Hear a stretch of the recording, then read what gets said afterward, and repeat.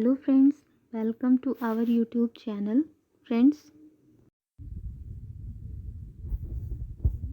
आज से मैं इंडियन ज्योग्राफी के कुछ इम्पॉर्टेंट टॉपिक्स को कवर करूँगी जो competitive exam point of view से इम्पॉर्टेंट होते हैं। सो फ्रेंड्स, आज हम ज्योग्राफिकल इंट्रोडक्शन ऑफ इंडिया के बारे में पढ़ेंगे, जहाँ से एग्ज़ाम में अक्सर क्वेश्चंस पूछे जाते हैं। सो फ्रेंड्स, चलिए अब हम अपना टॉपिक शुरू करते हैं। फ्रेंड्स, सबसे पहले हम ग्लोब पर देखते हैं कि भारत किस कॉन्टिनेंट में पड़ता है, और जिस कॉन्टिनेंट में पड़ता है तो उसकी डायरेक्शन क्या है। मतलब ये साउथ में पड़ता है, वेस्ट में पड़ता है, कि नॉर्थ में पड़ता है, कि ईस्ट में पड़ता है। ठीक है फ्रेंड्स, सबसे पहले हम इंडिया को देखेंगे कि ग्लोब पे इंडिया कहाँ पे है।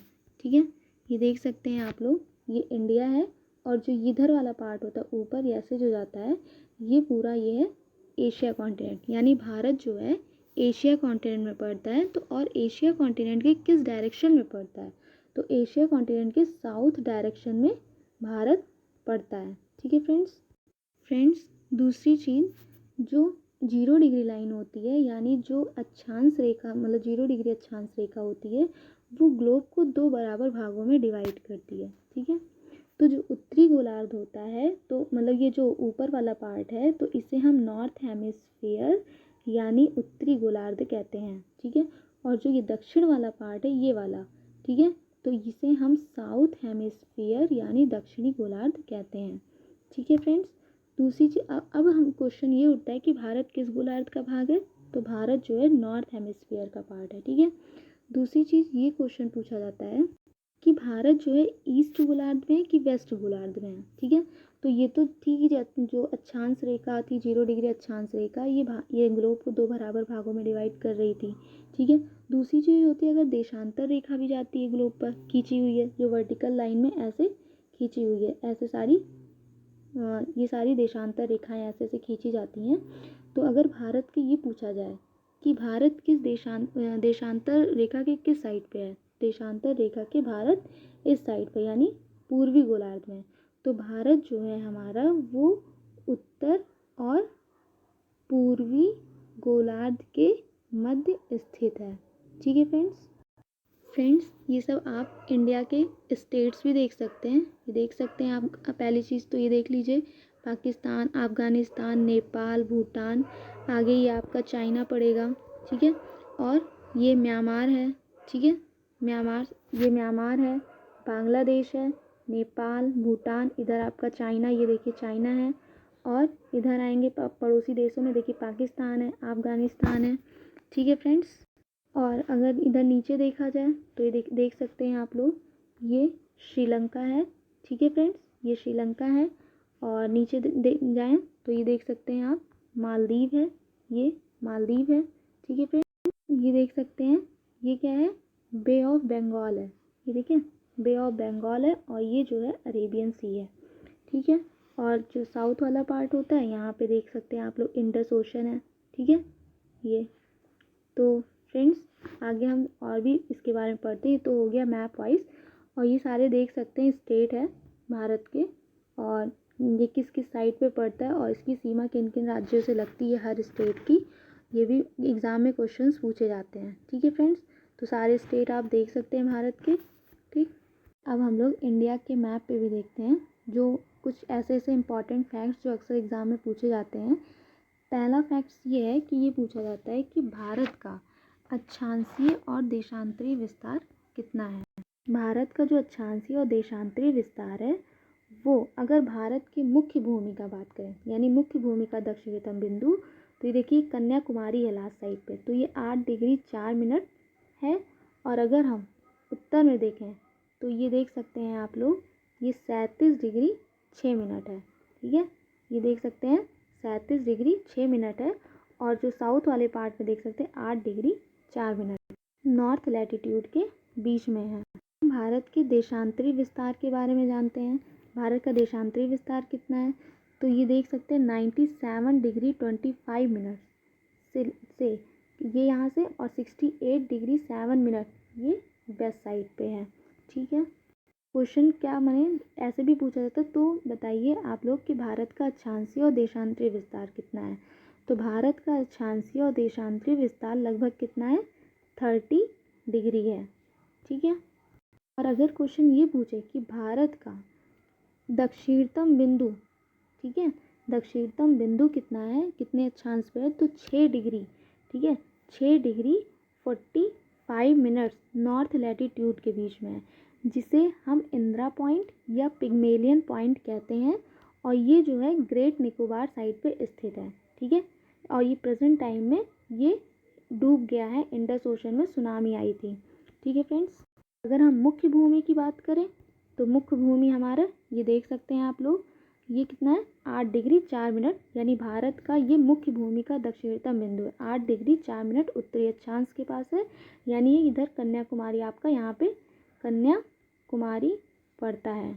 ठीक है फ्रेंड्स, दूसरा क्वेश्चन ये पूछा जाता है कि भारत का उत्तर से दक्षिण लंबाई कितना है और पूर्व से पश्चिम लंबाई चौड़ाई कितना है।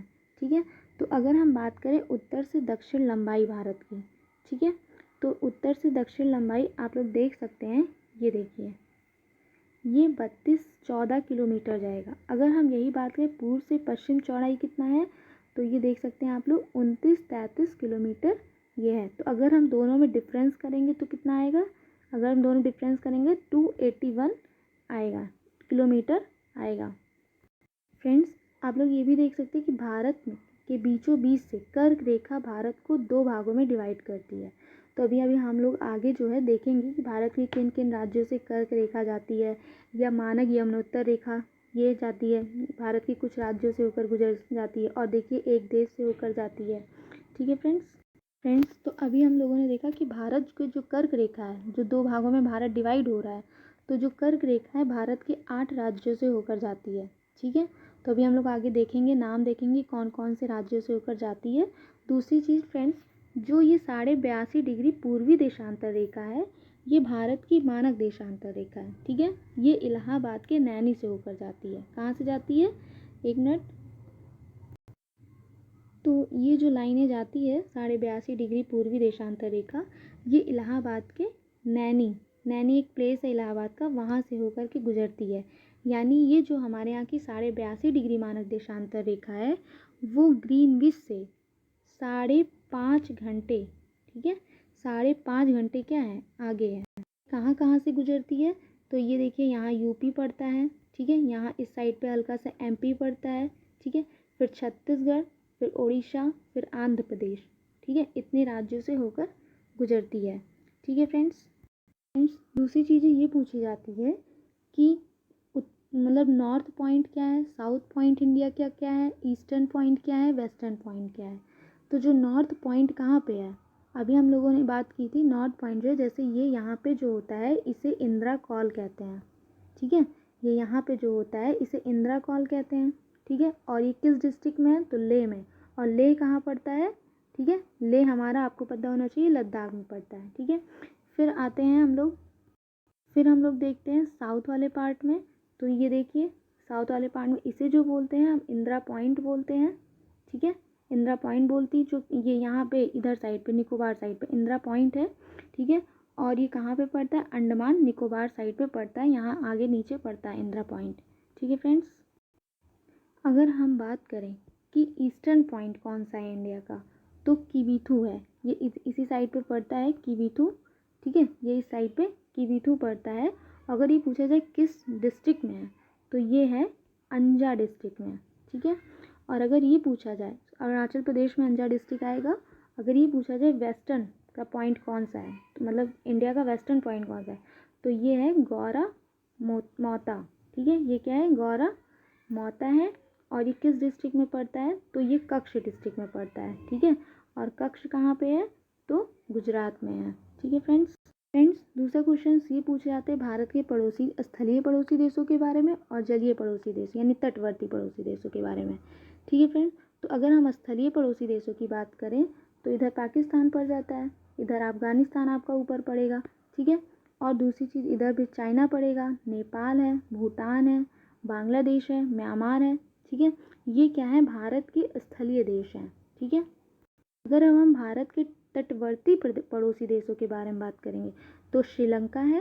ठीक है, श्रीलंका, ठीक है, और एक पड़ता है मालदीव, ठीक है, और ये दोनों हिंद महासागर के 2 द्वीपीय देश हैं, ठीक है फ्रेंड्स। और यहीं पे आपकी पाक की खाड़ी और नीचे आपकी मन्नार की खाड़ी भी पड़ती है। और अभी अब हम लोग आगे पढ़ेंगे। ये आज का हमारा टॉपिक जितना था वो कंप्लीट हुआ है। आगे फिर हम लोग ऐसे कुछ इम्पॉर्टेंट फैक्ट्स लेके आएंगे जो अक्सर एग्ज़ाम में ज्योग्राफी ऑफ इंडिया से रिलेटेड क्वेश्चन पूछे जाते हैं, ठीक है friends. So friends, thank you so much. चलिए अब हम लोग ज्योग्राफी ऑफ इंडिया के बारे में कुछ ऐसे फैक्ट्स इम्पॉर्टेंट देख लेते हैं जो एग्ज़ाम पॉइंट ऑफ व्यू से इम्पॉर्टेंट होते हैं। जैसे फ्रेंड्स, जो भी अभी हम लोगों ने मैप वाइज पढ़ा है, बस उसी का ये एक्सप्लेनेशन है जो रिटन फॉर्म में किया गया है, ठीक है। तो फ्रेंड्स, सबसे पहले हम बात करते हैं भारत के उत्तरी बिंदु की, ठीक है। तो हम लोगों ने भी पढ़ा कि भारत का जो उत्तरी बिंदु है वो इंदिरा कॉल है, और ये किस डिस्ट्रिक्ट में पड़ता है, तो लेह जिला में पड़ता है। और ये कहाँ पड़ता है लेह जिला, तो ये लद्दाख में पड़ता है, ठीक है। अगर हम बात करें भारत के दक्षिणी बिंदु की, तो ये कहाँ पड़ता है, दक्षिणी बिंदु को क्या कहते हैं, इंदिरा पॉइंट कहते हैं, ठीक है। और ये कहाँ पड़ता है, निकोबार डिस्ट्रिक्ट में है, और ये अंडमान निकोबार साइड पे पड़ता है।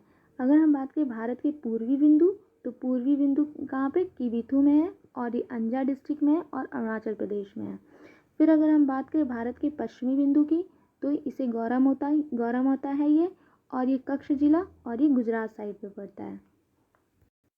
फ्रेंड्स, अगर हम बात करें भारत के स्थलीय पड़ोसी देश, ठीक है, अगर हम बात करें भारत के स्थलीय पड़ोसी देश कौन कौन से हैं, तो पाकिस्तान है, अफगानिस्तान है, चाइना है, नेपाल है, भूटान है, म्यांमार है, बांग्लादेश है, ठीक।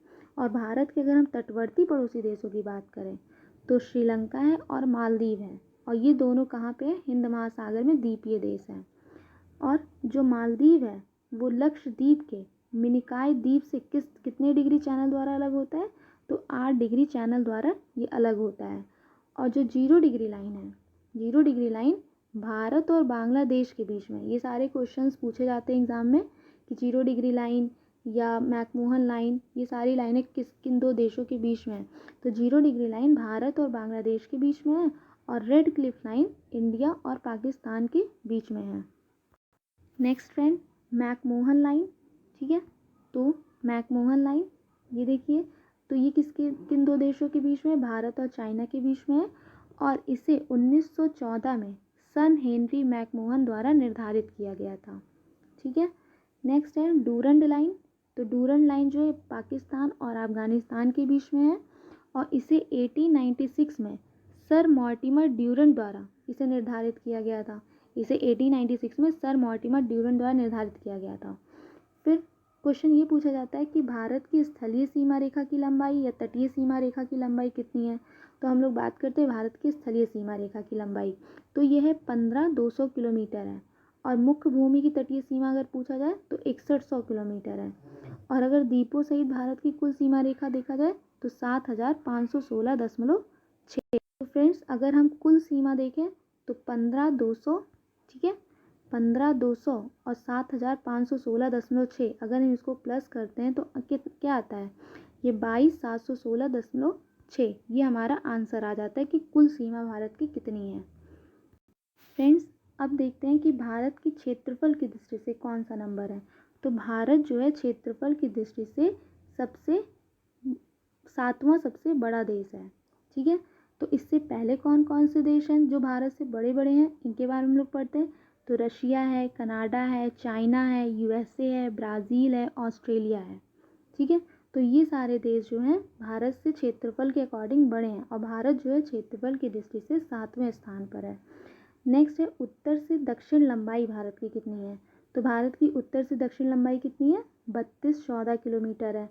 और पूरब से पश्चिम लंबाई की बात करें तो 2933 किलोमीटर है, जो अभी हम लोगों ने मैप वाइज बहुत अच्छे से देखा है, ठीक है।